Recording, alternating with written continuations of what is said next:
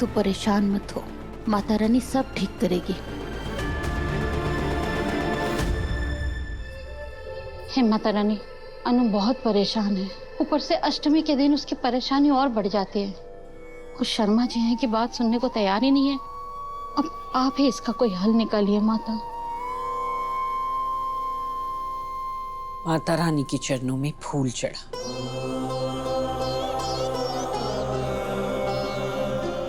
जय माता दी।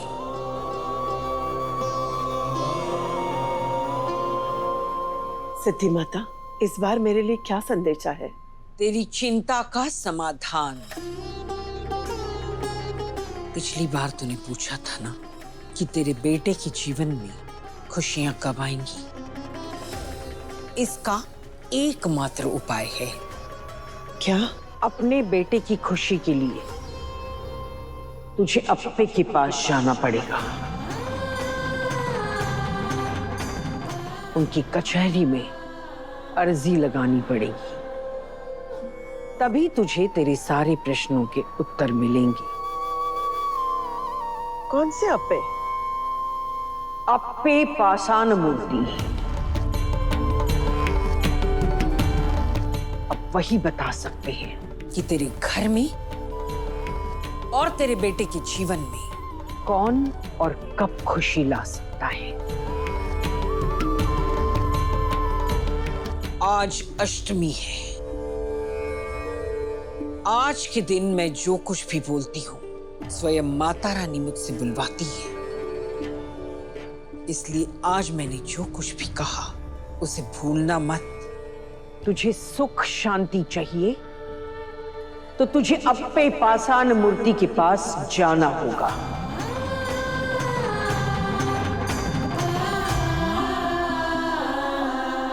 मुझे एक बात समझ नहीं आती यार, ये मेरी लाइफ प्रॉब्लम्स खत्म क्यों नहीं होती हैं? खुशी आने वाली होती नहीं है कि दुख पहले दस्तक दे देते हैं। मैं जानती हूँ कि तू क्या महसूस करोगे। तू कहे तो मैं अंकल से बात करती ना, क्या पता अंकल मान जाए। हो सकता है सिमरन की मान जाए, पर मैं एक बार पापा से बात कर चुकी हूँ। अब दोबारा करूंगी तो उन्हें लगेगा मैं उन्हें फोर्स कर रही हूँ। और जब आज तक उन्होंने मुझे किसी चीज़ के लिए लाइफ में फोर्स नहीं किया तो मुझे भी वैसा नहीं करना चाहिए ना। फिर ऑफिस का क्या? पापा की बात मैंने आज तक नहीं टाली है, आगे भी नहीं टालूंगी। अगर वो नहीं चाहते हैं कि मैं ऑफिस जाऊँ, मैं नहीं जाऊँगी।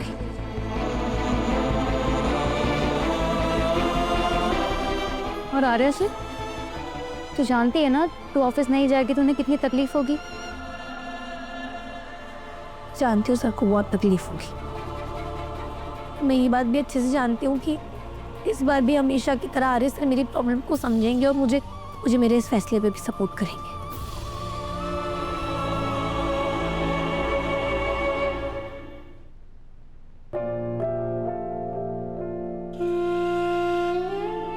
मैं तुम्हारे पापा के डिसीजन को सपोर्ट करता हूँ। आखिर वो एक पिता है और कोई भी पिता यही करता। पर मैं तुमसे ये दूरी कैसे संभालूं? आर्य, हम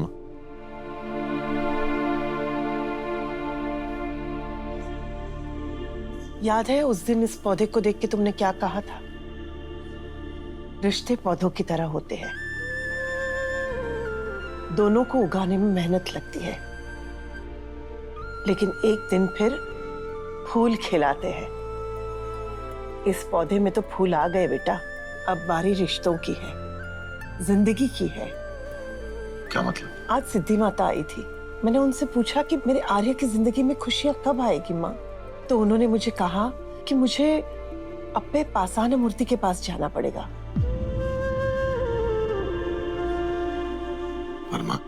आर्य, तुम्हारी खुशियों के आगे कोई बहाना नहीं चलेगा बेटा। तुम कहते नहीं हो बेटा, लेकिन मैं जानती हूँ कि तुम अंदर से कितने दुखी हो, और तुम्हारे इस दुख का इलाज सिर्फ अप्पे पाषाण मूर्ति के पास ही है। वहीं से उपाय मिलेगा।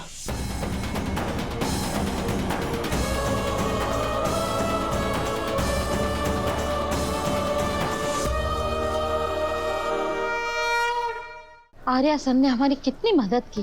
उस शर्मा जी ने अनु को ऑफिस जाने से मना कर दिया। आर्या सर को कितना बुरा लगा होगा। शर्मा जी अभी बाहर गए हैं बाजार। आर्या सर को कॉल करके सॉरी बोल दो क्या? नहीं, सॉरी नहीं, वॉइस नोट भेज देती हूँ।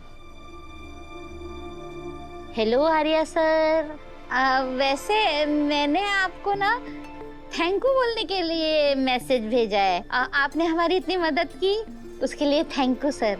और मैं ना आपको सॉरी भी बोलना चाह रही थी। वो शर्मा जी ने अनु को ऑफिस आने से मना कर दिया ना सर, इसके लिए बुरा मत मानिएगा प्लीज। जयकारा शेरा वालीदा।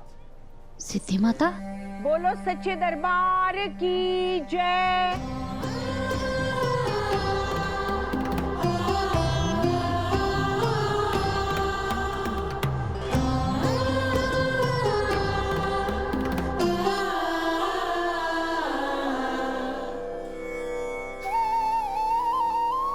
आज भी किसी संकट में?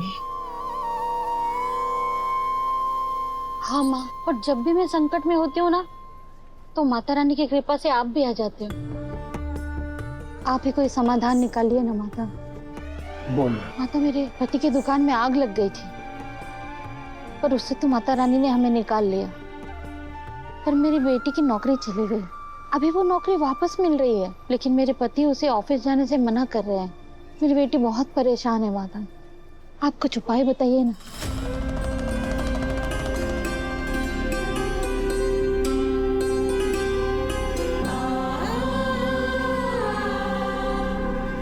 प्रणाम सिद्धि माता।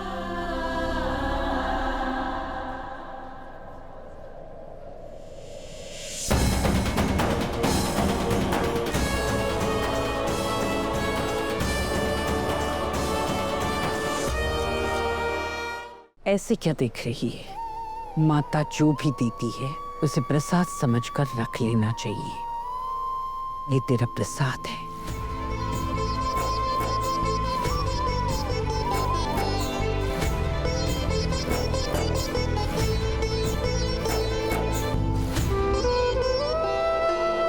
तेरे सवाल का और हर सवाल का जवाब अप्पे पाषाण मूर्ति के पास है। अप्पे पाषाण मूर्ति? हाँ, तुझे बूटा कोला के लिए जाना होगा।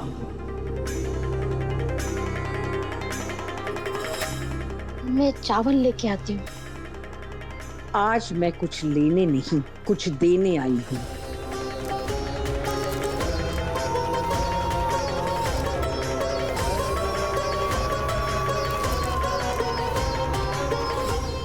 जय माता दी। जय माता दी।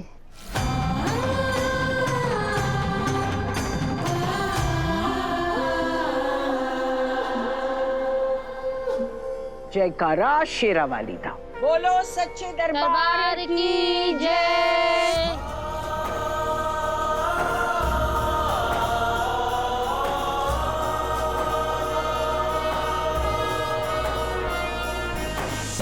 मेरा तो हर सवाल भी आर्य सर से जुड़ा हुआ है और हर इच्छा भी। शायद अब दैव ही मेरे सारे सवालों का जवाब दे सकते हैं।